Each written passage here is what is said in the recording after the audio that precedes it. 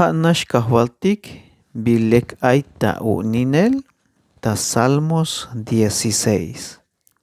Hichayaltes hundiose. Dios ku'un kanantayawon melel yakontas leel te kanantayel abu'une. Te ho'one kaloh batish te ha'at kahwalat te aile kilal abu'une. Mayuk mach'ayas pahat te ha'ate shon.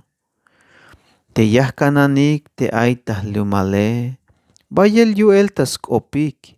Hich yayalik te mach'atik binash yo'tanik yu'un. Yamesh es mas vokolik te mach'atik yashbahtik tas tohol yantik diosetik. Yakalik te yalbeyel bayel vokol. Mero mashkak ba tas malel ch'ich'el te milbil mahtanil yu'unike. Mameshkal lok el take tesbilike. Kahwal ha'nash ayata kotan.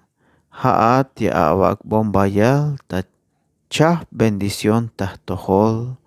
Teh kushlehal aita ak'ab. Tuhbil avilal aitah venta avu'un.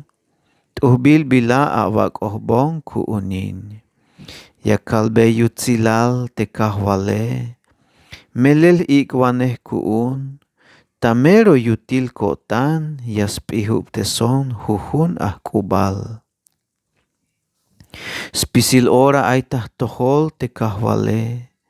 Tas venta te bitil ayon tas wael skab. Mayuk bilayash hu sialeson.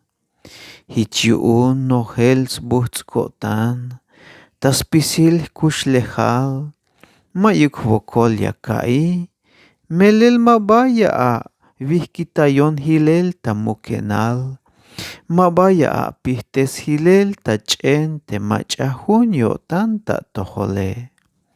Ya awak bonkils belal te kushlehale. Ay mero muk yutzil k'inal yakai. Ay yutzil sbahtel k'inal ta a tohol. Ay yutzil sbahtel k'inal ta a tohol. Hichayal de Salmos 16.